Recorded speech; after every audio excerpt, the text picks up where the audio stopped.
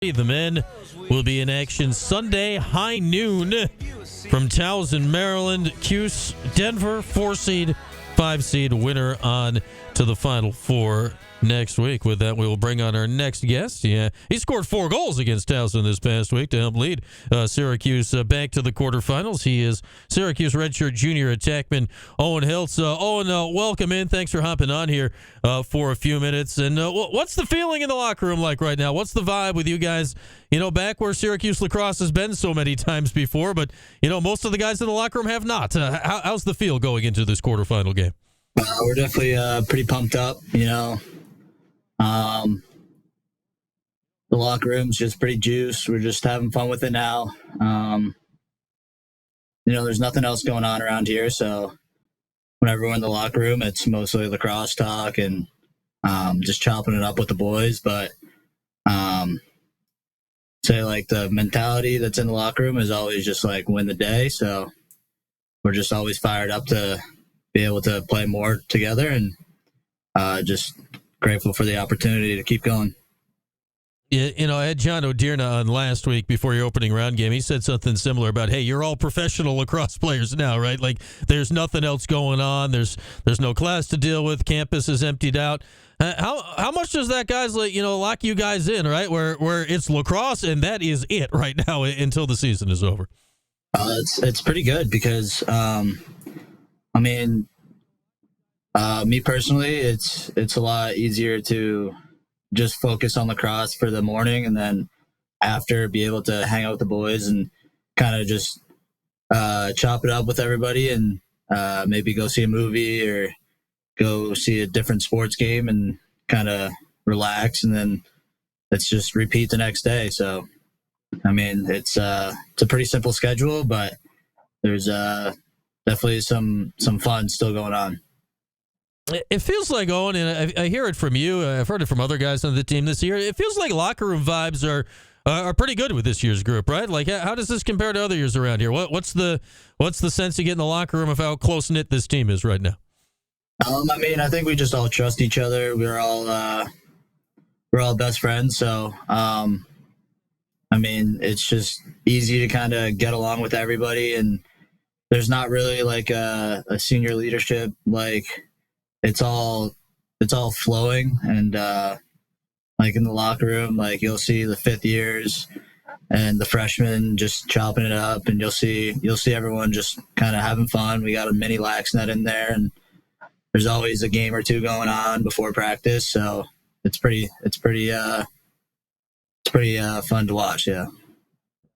Owen Hiltz is with us here, getting you ready for Cuse in Denver on Sunday. So let's go back to last Sunday here, Owen. You guys, back and forth first half.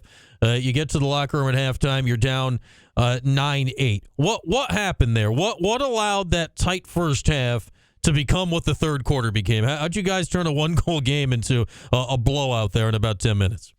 I think we kind of just settled in. We have a bunch of new guys who never been into a tournament before, and I think after the first half, we all got a chance to catch our breath, and then it's just once you get a little bit of experience in such a high pressure moment, you kind of get to be able to play the way you want to play. So I think at least on the offensive end, we kind of just came out firing and just put the ball in the back of the net.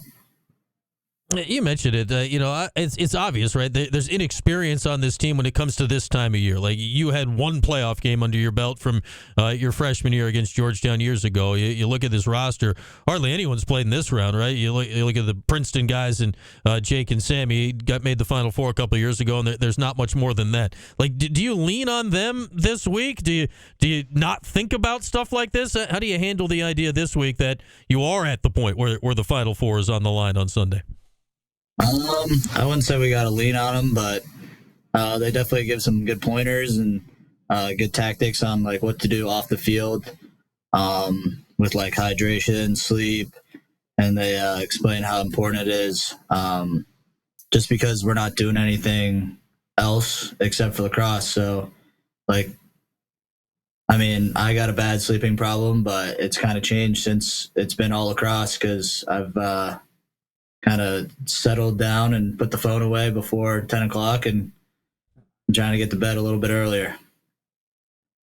There we go. We'll get a well-rested Owen Hiltz coming up this Sunday as Syracuse takes on Denver. I want to ask you about this offense because, you know, it runs a little differently, it feels like, than most of the other offenses out there. We watch other teams, you know, there's either the main X-attackman or whatever is dodging and setting up everybody else. You guys, like, the ball just kind of flows around everywhere and seems to arrive where it needs to go naturally. What's it like to play in an offense the style that you guys play in here this year?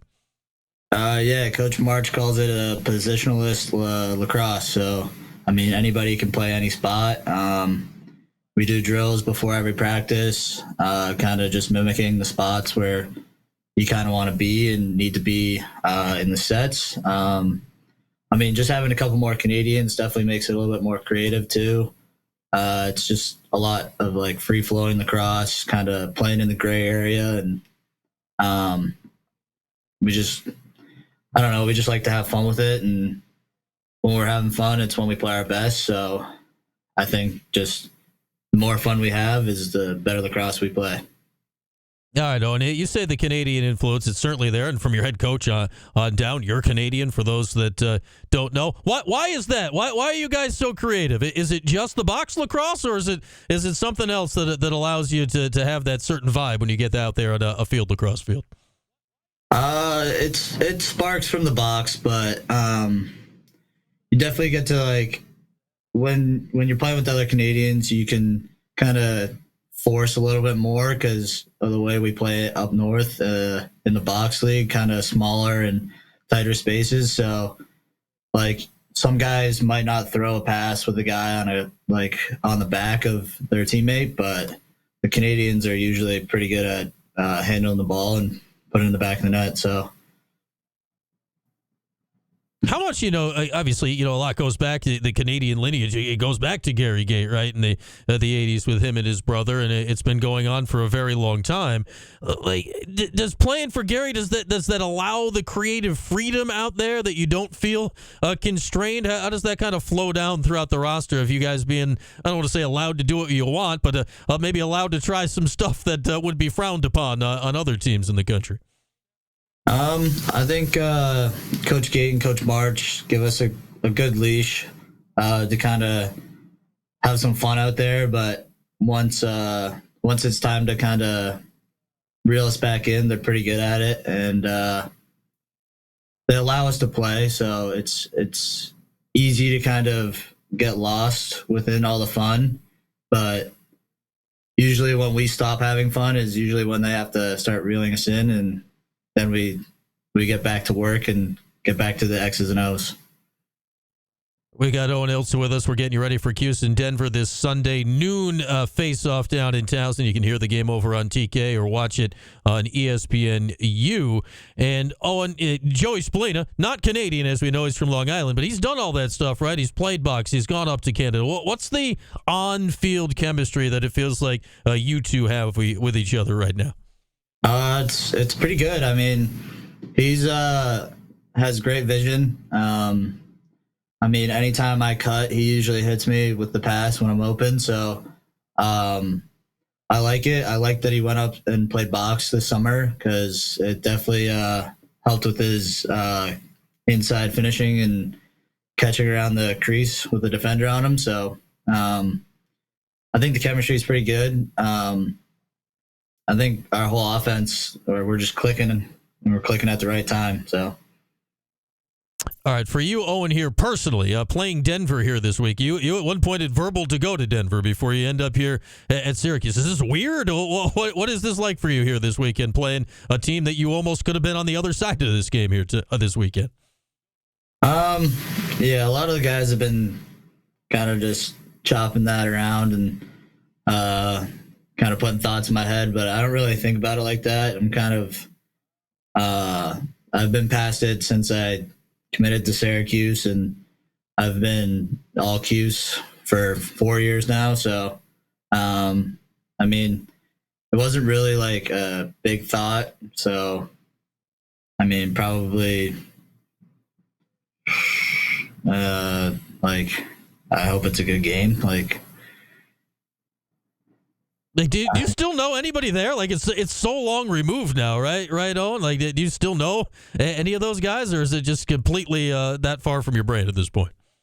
I know a couple of guys. I went to high school with the face-off guy. A kid from Peterborough, where I'm from, goes there now. So I know a couple faces on the team, but not really too many anymore. And here we get to it. So Cuse and Denver, first time these teams have played. You haven't played against them in college. Cuse hasn't played Denver going back 11 years to the Final Four a long time ago. So a fresh matchup on the field here. What do you think decides a game like this, Owen? I mean, these games are so often right down to the wire. 1-goal games, tight games late. What decides a game like this that can send Syracuse back to the Final Four? I would say playing within the restraining boxes. Middle of the field is probably going to be what wins the game here. Who gets the most GBs? Probably whoever rides back the ball the most and sets up the offense the most will probably get the dub. All right, Owen, thanks so much for hopping on for a few minutes today. Best of luck on Sunday. We'll all be watching, but thanks for hopping on today. Thank you. There he is, Owen Hiltz, coming off a 4-goal game this past Sunday, helping knock off Towson in the first round as the Orange put up 20. And we shall see. We shall see if we're just a few days away from Syracuse making a return trip to the Final Four for the first time since 2013. With that, we will take a break. When we come back, we'll get Mike in here. We'll do a little 411. We'll do that next right here on Q Sports Talk and ESPN Radio.